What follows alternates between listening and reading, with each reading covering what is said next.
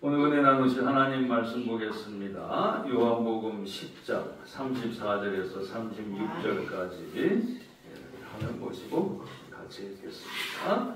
예수께서 이르시되 너희 율법에 기록된 바 내가 너희를 신이라 하였노라 하지 아니하였느냐? 성경은 패하지 못하나니 하나님의 말씀을 받은 사람들을 신이라 하셨거든. 하물며 아버지께서 거룩하게 하사 세상에 보내신 자가 나는 하나님의 아들이라 하는 것으로 너희가 어찌 신성모독이라 하느냐. 아멘.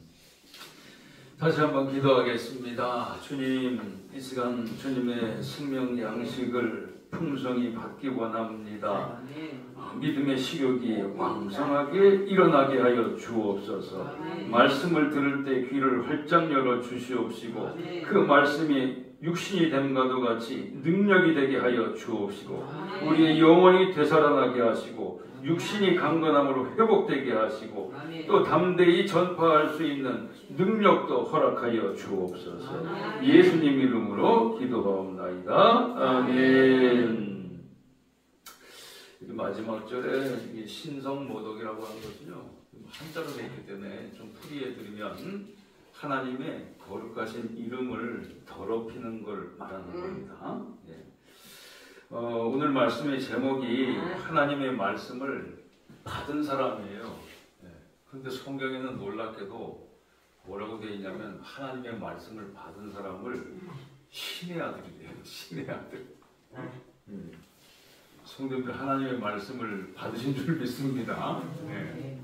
하나님의 말씀을 내가 거절하지 않고 이거 정말 생명의 말씀이구나 하고 받아들이면 그 세상의 육신의 아들 정도가 아니라 하나님의 아들들이라 일등이에요.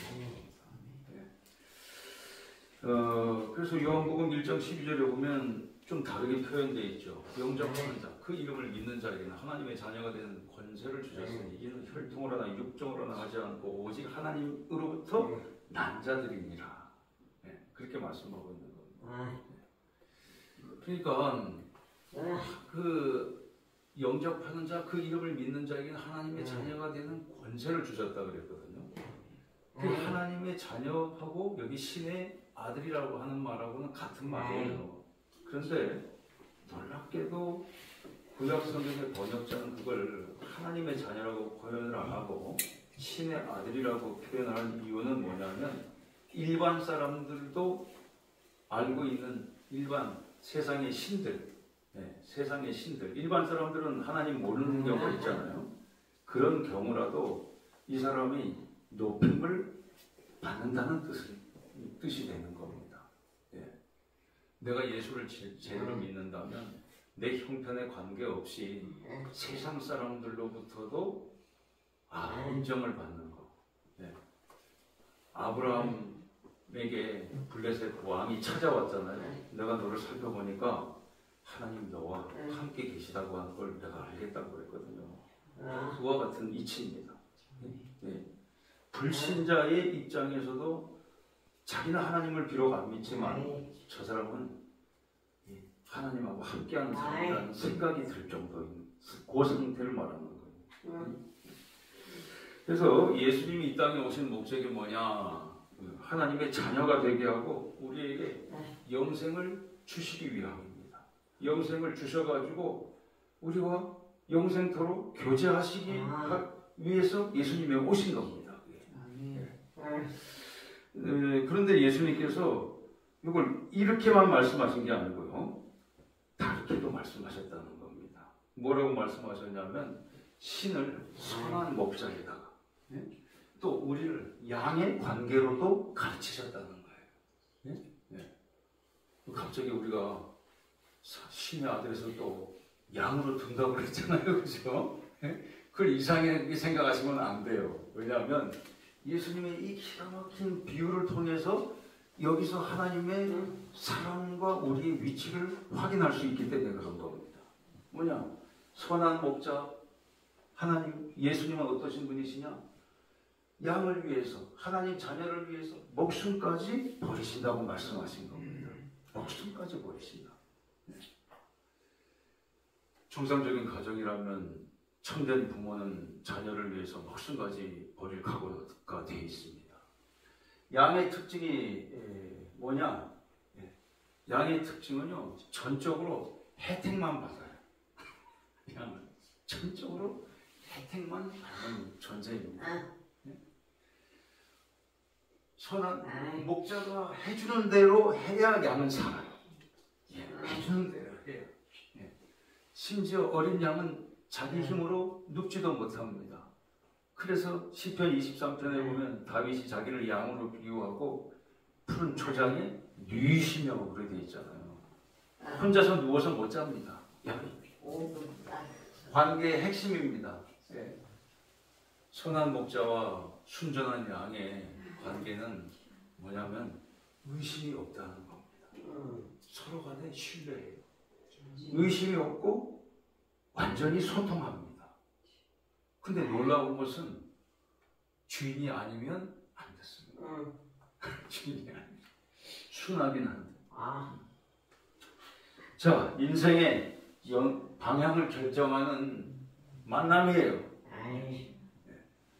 우리가 이렇게 하나님의 자녀로서 또 일방적으로 혜택을 받는 양으로 살아가는데 그 좋은 혜택은 맞는데 중요한 건 뭐냐면 믿음은 내가 지금 믿으면 구원의 문이 열린 겁니다. 그런데 믿음 생활은 우리 일생 계속되는 겁니다.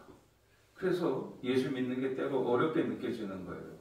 일생 계속되는 거기 때문에 거기에는 시험도 있고 의심도 있고요. 또 잘못하면 세상 길로 가기도 하고 이단에 빠질 수도 있는 겁니다.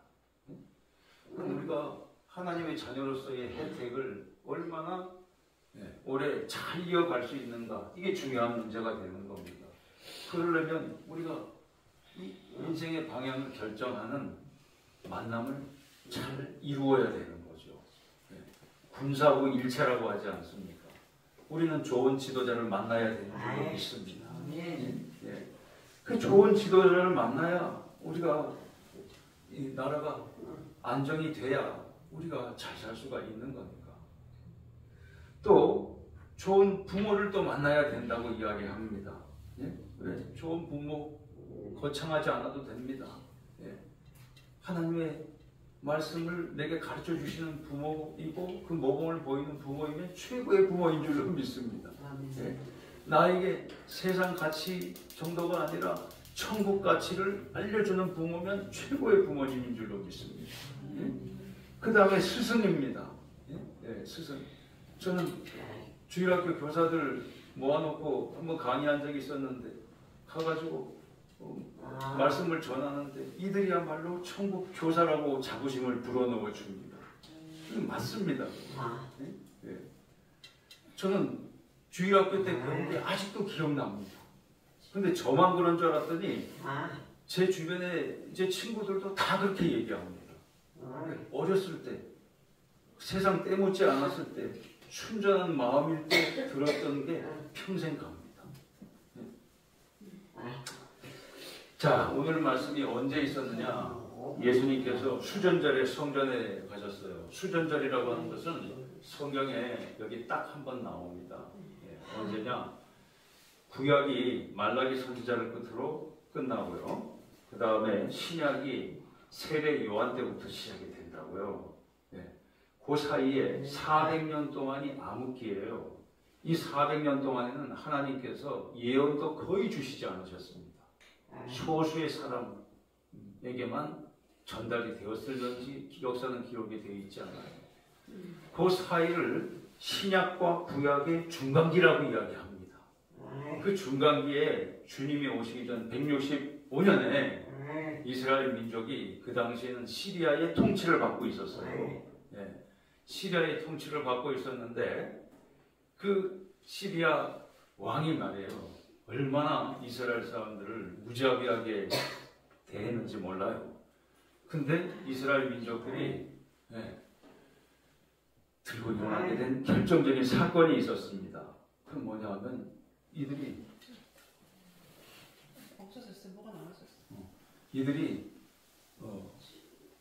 제단 내 돼지를 반칙이 한 거였었어요. 돼지 피를 흘리게 했습니다. 거기에 이스라엘 민족이 격분해가지고 들고 일어났습니다.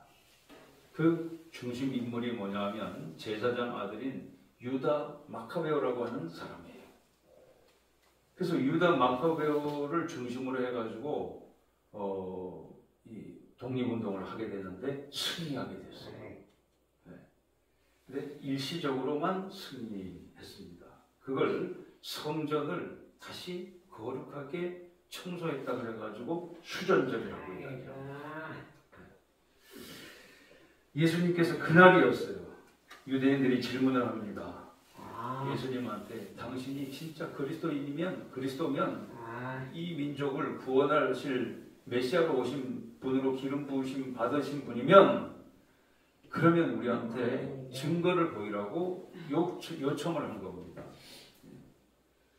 예수님께서 뭐라고 답을 하셨냐면 너희들이 내 말을 믿지 않는 이유가 있는데 난 하나님의 아들이 분명히 맞는데 내 말을 너희들이 믿지 않는 이유가 뭐냐? 내 양이 아니기 때문이라고 말씀하셨어요. 양의 특성은 뭐냐? 같이 선포합시다. 내 양은 내 음성을 들으며 나를 따른다. 바로 예수님이 하신 말씀이에요.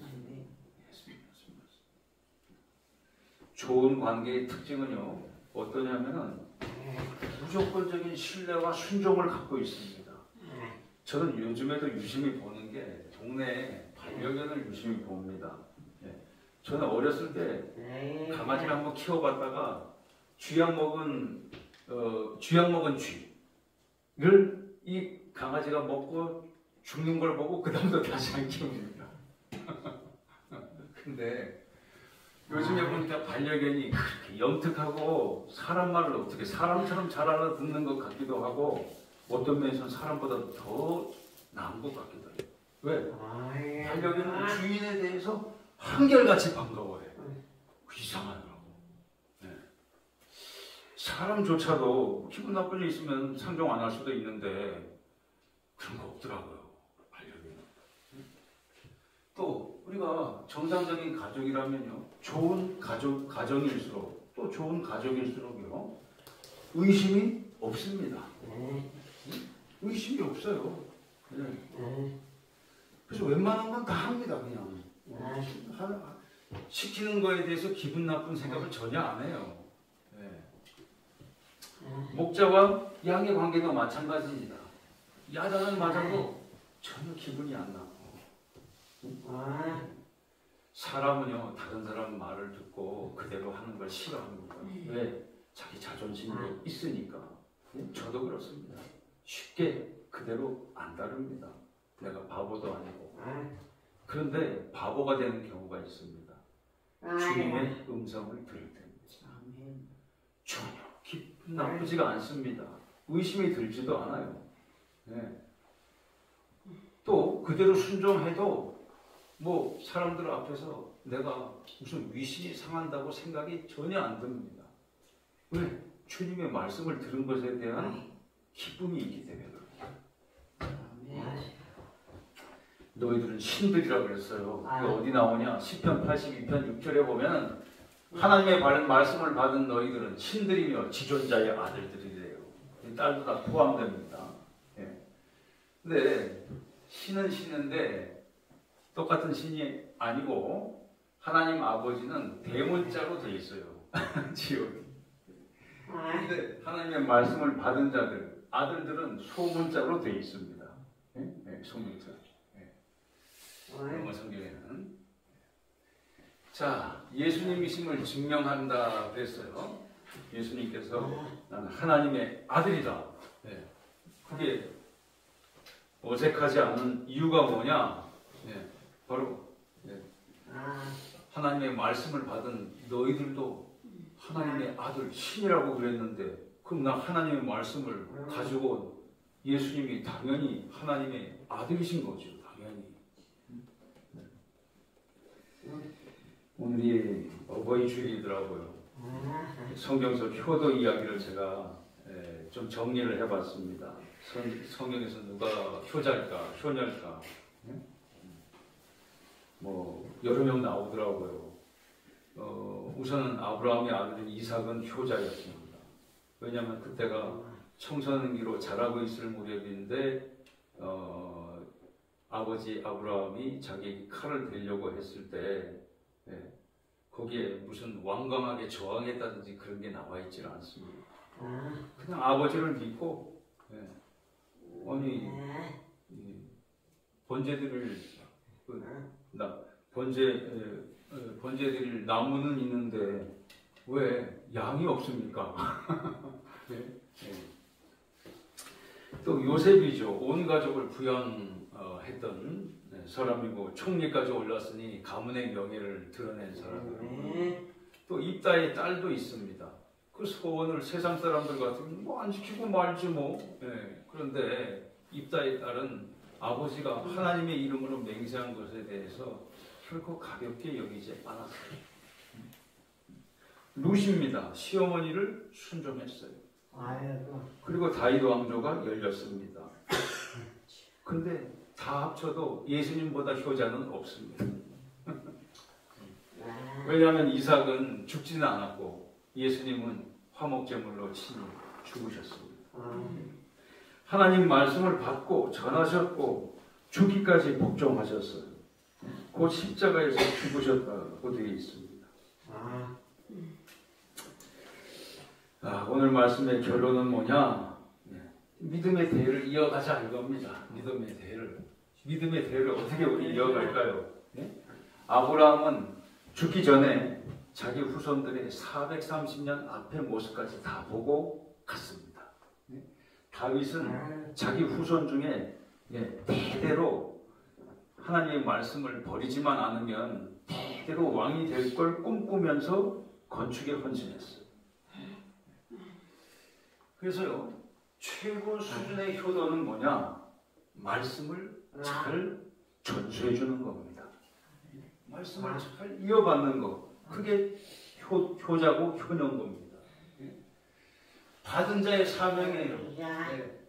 말씀을 우리 같이 선포합시다. 말씀을 잘 전달하자. 꼭 입으로만 전달하는 걸 뜻하는 것 아닙니다. 그래서요, 말씀과 행위가 일치해야 되는 거예요. 성도님께서 요새 선거 처리되니까 왜 이렇게 무슨 유언비어에다가 헛된 방송들 거짓 그 유튜브에 번지는 그런 것들을 조심하셔야 되거든요. 저는 실제로 그걸 어떻게 분별을 했냐면 한 날은 어느 교회 갔더니 그 교회 장로님이 저한테 고민을 하면서 묻는 거예요. 목사님, 신사도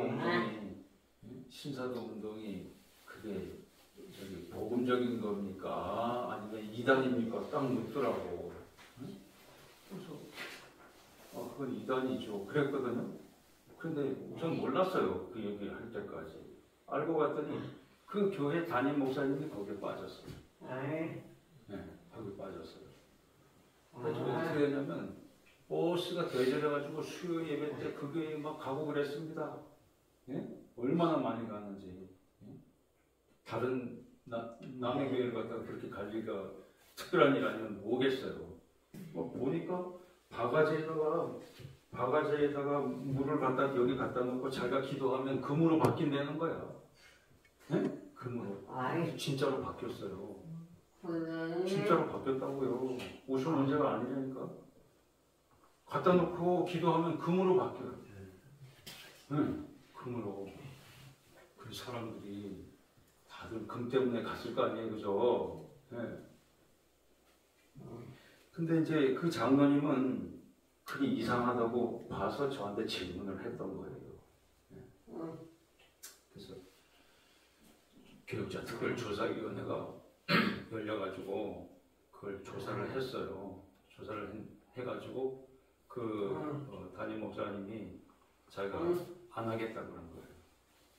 안 하겠다고 다짐을 하고 그런 불온한 집회를 열지를 않았습니다. 그 다음에 그래서 이제 넘어갔어요. 한 몇 주 지났어요. 몇 주 지났는데 제가 그때 지방에 직책이 있어가지고 이렇게 지도하는 위치에 있었는데 이 후배 목사한테 전화가 온 거예요. 뭐 그림으로 만든다는. 무슨 전화냐면, 전화가 아니라 어느 모임에서 만났어요. 모임에서 만났는데, 보니까 궁색해져 있더라고요. 무슨 일인가 했더니, 교회가 말도 없이, 말도 못하게 재정 때문에 어렵다는 거예요. 그래서 제가 그랬어요. 아니, 기도만 하면 금으로 만들 수 있는데, 왜 재정이 어렵냐? 아무 말을 못 하더라고. 그게 속임 당한 자의 특징이에요. 예. 응? 신사도 운동, 신디 제이콥스 다 가짜예요, 가짜. 가짜. 그 어디 본산 어디냐? 여기 설악 넘어가면 설곡이라고 있어요. 그 설곡 기도가 거기 본산이에요, 본산. 거기 들어갔다가 나온 사람들 가운데서 지금 망한 사람들이 얼마나 많은 줄 아십니까? 말도 안 돼. 근데 참 곤란한 게 뭐냐면 처음 출발은 순수했다는 거예요. 그래서 분간하기가 어려워요.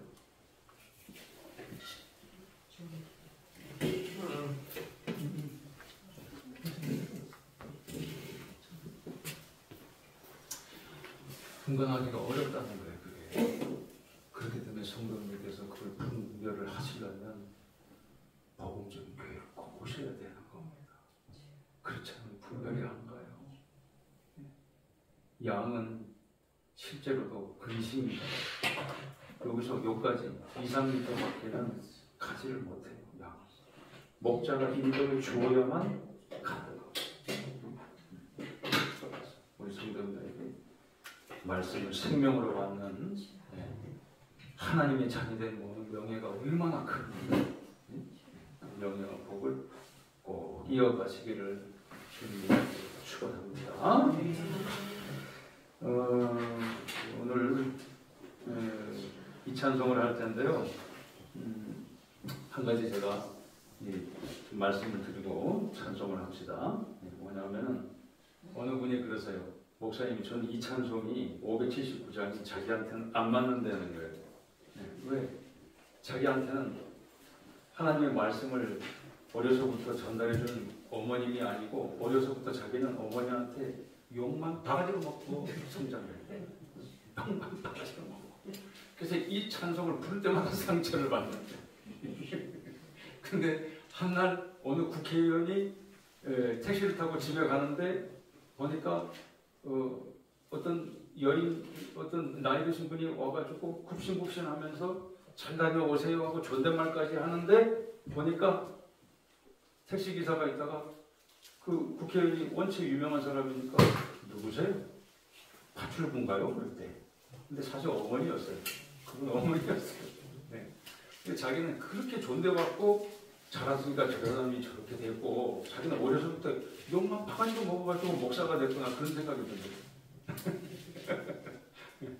근데 여기서의 어머니를 이상적인 부모님으로 참 부모님, 그것도 안 되면 참 부모님이신 하나님 아버지로 여기시고 찬송을 하시면 되겠습니다. 어머니